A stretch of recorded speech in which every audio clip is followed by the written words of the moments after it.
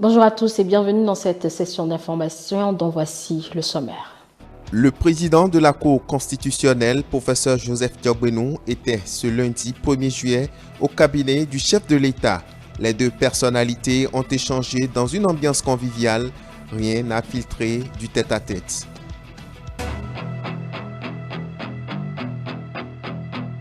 L'absence de communication sur les sujets évoqués par les deux hommes a laissé place à beaucoup de supputations et d'hypothèses dans la presse. En attendant plus de détails futurs, Agapit Napoléon Maforican, consultant politique, met cette rencontre sous le coup de la collaboration entre institutions. C'était hier dans sa chronique politique où il a aussi évoqué l'annonce de la venue au Bénin du président français Emmanuel Macron.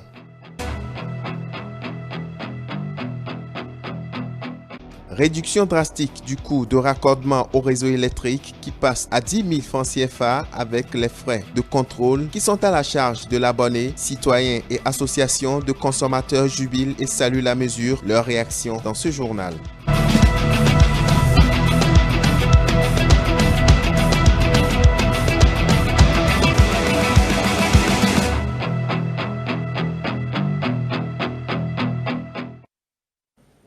Dans l'actualité ces dernières heures, cette audience au palais de la Marina, le président de la Cour constitutionnelle, Joseph Diogbenou, a été reçu ce lundi 11 juillet 2022 par le chef de l'État, Patrice Talon.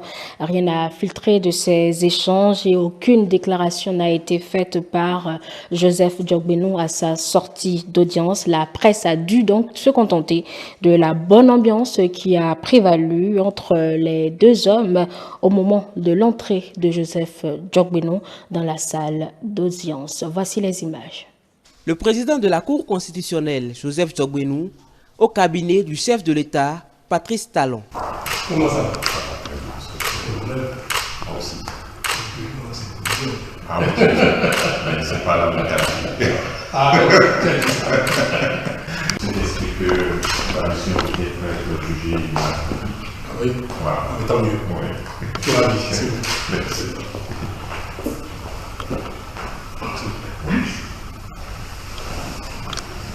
Tout le monde, la santé, ça va? Ça va. Ah bien même? Ça va. À l'issue des échanges entre les deux hommes, rien n'a filtré des sujets abordés au cours de l'audience. L'hôte du président de la République n'a fait aucune déclaration à la presse. Et justement, l'absence de communication sur les sujets évoqués par les deux personnalités a laissé place à beaucoup de supputations et d'hypothèses dans la presse en attendant d'amples détails qui semblent se préciser. Le consultant politique Agapit Napoléon Maforican a mis cette audience sous le coup de la collaboration entre institutions de la République. C'était hier dans sa chronique politique. L'analyste s'est aussi prononcé sur la visite au Bénin d'Emmanuel Macron annoncée hier par plusieurs médias. Le point de ces analyses dans cet élément présenté par Aziz Adam Souley. Plusieurs médias annoncent avec grand bruit la visite prochaine du président français Emmanuel Macron au Bénin. Est-ce une simple formalité ou un événement? Sur sa tribune, le consultant politique Agapit Napoléon Maforican pense qu'il ne faut pas banaliser une telle visite lorsqu'une puissance telle la France s'intéresse à un État comme le nôtre. C'est un événement. C'est-à-dire que pour visiter les œuvres, la France les a gardées pendant tellement longtemps. Et je n'ose pas croire qu'il est venu au Bénin que pour visiter. Sans doute pour saluer l'état des relations entre la France et le Bénin. Et la conjoncture, disons, la conjoncture des intérêts. Les États n'ont pas d'amis, ils n'ont que des intérêts. On a beau parler français, on a beau avoir des relations privilégiées de langue. Là n'est pas le problème. Le président Sarkozy n'a pas été au Bénin. Il était au Bénin quand il était ministre de l'Intérieur pour inaugurer entre autres le marché de Verdecoche avec son ami Edgar Lia qui était ministre de l'Intérieur du Bénin. Mais après, on l'a devenu en 2015. Comme Mitterrand y était en 83, comme Chirac était, pas en visite chez nous, mais il était dans le cadre du sommet de la francophonie en décembre 1995. Ouais, donc, nous avons reçu pratiquement tous les directions d'État. Ça veut dire que le Bénin occupe aujourd'hui une position stratégique qui fait que lorsque François Mitterrand visite en 1983, on peut dire oui, avec conjonction d'intérêts idéologiques, parce que nous étions en République populaire du Bénin, c'était le premier président socialiste de l'histoire de la France, de la 5e République. Mais après, Jacques Chirac est venu.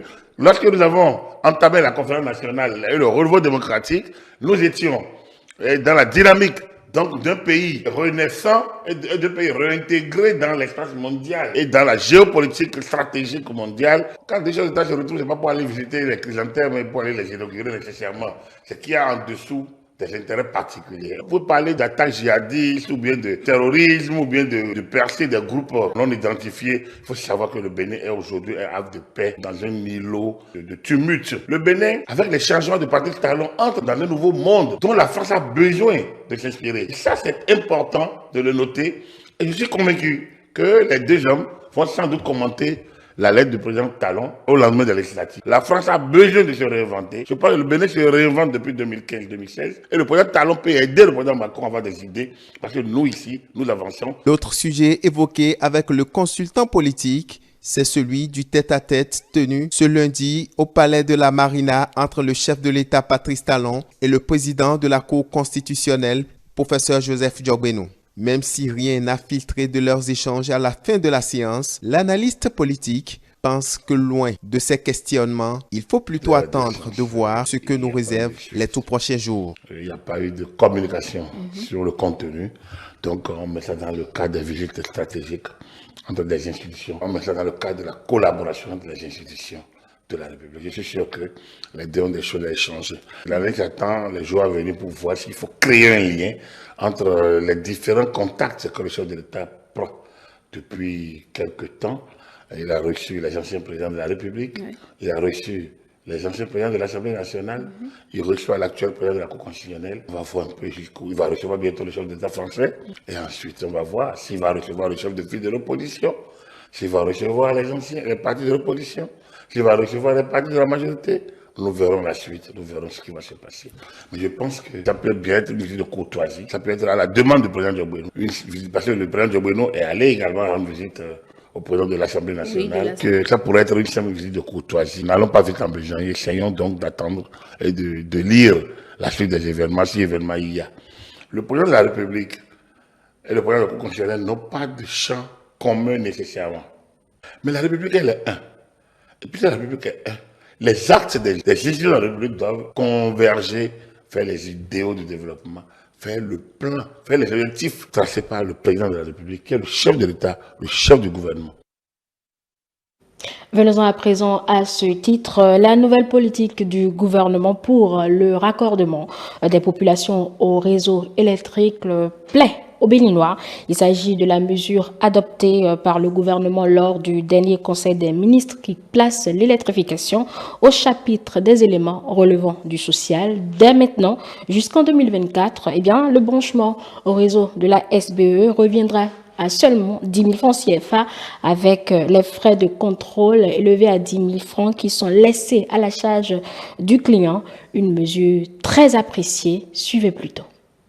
Le gouvernement a décidé d'octroyer de l'énergie électrique à tous les Béninois à un prix forfaitaire. C'est l'une des décisions prises ce mercredi 6 juillet 2022 en Conseil des ministres.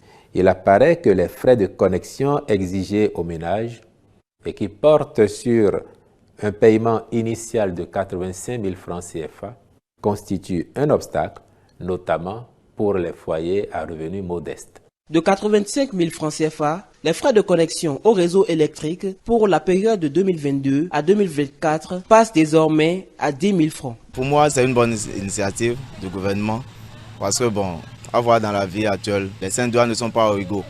Donc, tout le monde n'a pas les moyens pour s'offrir les compteurs qui étaient à 85 000 francs. Maintenant que le gouvernement a mis en place un projet pour réduire les frais de compteurs électroniques qui passent désormais à 10 000 francs, je crois que c'est une bonne initiative. C'est le meilleur des présidents, c'est le meilleur tout simplement. Il a compris ce qui se passe dans le pays. Il a fait une très bonne lecture sur la vie sociale. On voulait ça fait longtemps. Donc le compteur dans toutes les maisons, qui peut ne pas applaudir cela. L'ambition du gouvernement est de faciliter l'accès à tous et d'encourager la baisse des coûts de branchement. Une décision saluée par Ernest Baguidi, l'un des présidents des droits des consommateurs. Il arrive que rien qu'à cause des coûts d'abonnement, de branchement, les populations ne puissent pas effectivement accéder à l'énergie. Donc, quand vous sort le débit, effectivement, par rapport au branchement, c'est parfois très élevé. Alors, si l'État décide aujourd'hui de rabaisser le coût jusqu'à 10 000 francs, avec 10 000 francs par rapport à la conformité de l'installation électrique, je crois que c'est à saluer. Ça veut dire que l'énergie électrique serait accessible à un grand nombre. Une politique structurelle qui impactera à coup sûr un plus grand nombre de la population. Même si la décision est saluée, Robin Akrombesi, président de la Voix des consommateurs, estime que la priorité est que cette fourniture d'énergie soit de bonne qualité. Que les services fournis par la SB2E répondent aux attentes des consommateurs, nous souhaiterions bien sûr que les coûts soient réduits. Ça fait partie de nos souhaits. Toutefois, nous voulons avoir la garantie que le nombre de mégawatts disponibles pour servir les consommateurs, pour servir les ménages du Bénin, soit bien connu du gouvernement, afin que nous puissions dire un ouf de soulagement. Profitant de l'occasion, Ernest Gbagidi invite la population à la vigilance pour ne pas tomber dans les pièges des individus mal intentionnés. Il ne faut pas que des démarcheurs, de faux agents de la SBE se présentent à eux pour dire non, comme il y a assez de monde là-bas, nous pouvons venir vers vous pour prendre vos besoins, donner-nous l'argent avec une commission. Non, il n'y a pas du tout cela.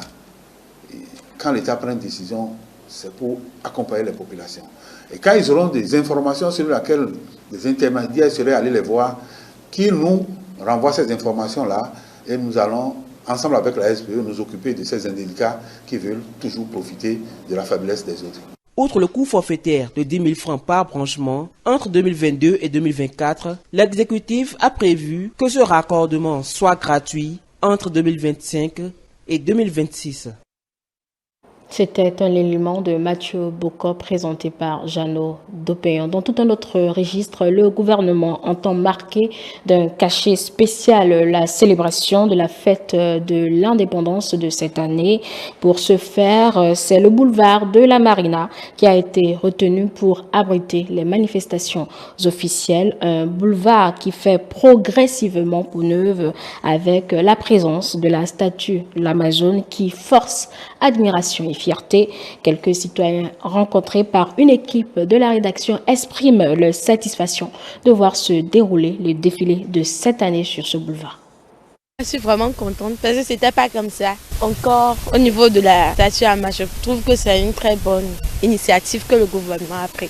C'est bon pour les touristes, ils viennent visiter notre pays, le Bénin. Cette fête va redonner un caractère très attrayant au Palais des Congrès, aux environs du boulevard La Marina Hotel. C'est une initiative encouragée et ça va permettre à assez de personnes de venir visiter notre pays. Comment ça se passe, vu que aussi le défilé a été organisé il y a vraiment longtemps. Je trouve que c'est une très bonne initiative, une très bonne réalisation. Déjà, c'est un monument vraiment significatif. Et on parle de statue des Amazones béninoises. Je sais que pendant la période où le Bénin était encore Dahomey, ces femmes-là ont combattu et ont marqué l'histoire du Bénin. Je pense également que faire des manifestations pour le 1er août, là, c'est une très bonne initiative.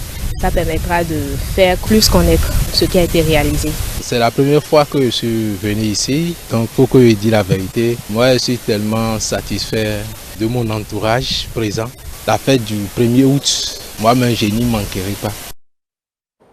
La zone industrielle intégrée de Glodugbe fonctionne. Elle est installée sur une superficie de 1640 hectares située à Glodugbe-Zé. Cette zone est axée sur la création de chaînes de valeur allant de l'approvisionnement en matières premières à la transformation des ressources. Un site industriel présenté aux professionnels des médias à travers une visite guidée organisée par la pièce et la CIPI la semaine écoulée. Le point de cette descente avec Modeste Dosutogwe. C'est pas en Éthiopie, hein, c'est pas au Bangladesh. République du Bénin, Glodibé, c'est.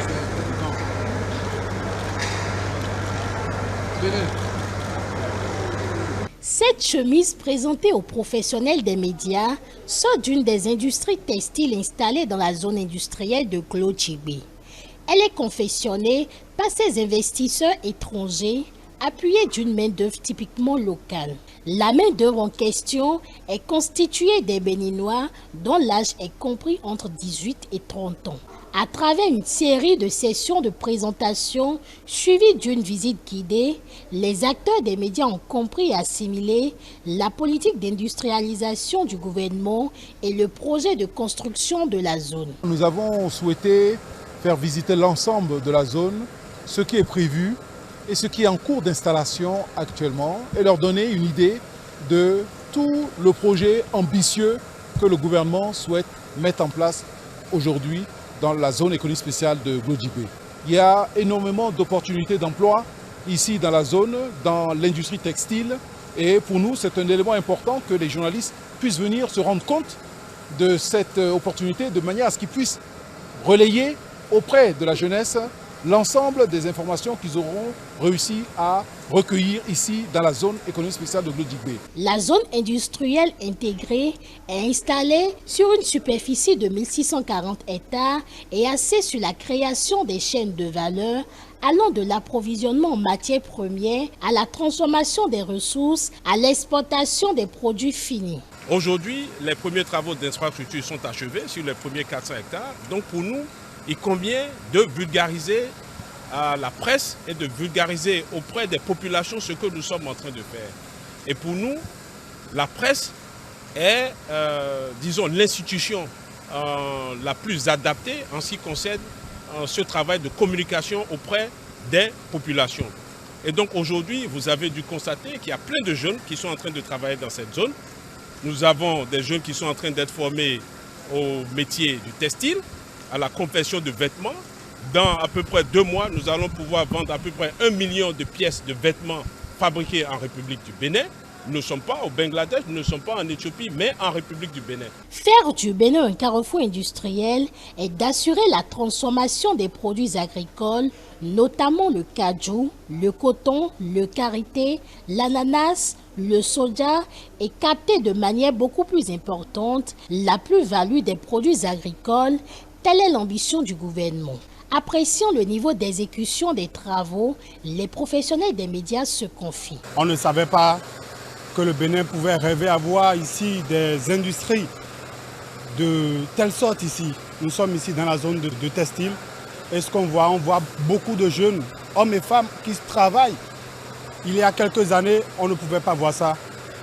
Et quand on voit ce qu'on est en train de voir ici, quand on touche du bout des doigts à la réalité ici, on peut se dire que dans 3 ans, beaucoup de jeunes vont quitter le chômage. C'est le lieu de dire un grand merci au chef de l'État, son Excellence Patrice Talon, pour sa vision de développement pour notre pays. Avec ce projet, le Bénin va connaître une augmentation de ses exportations de 5 à 10 milliards de dollars et une augmentation de son PIB de 4 à 7 milliards de dollars d'ici 10 ans.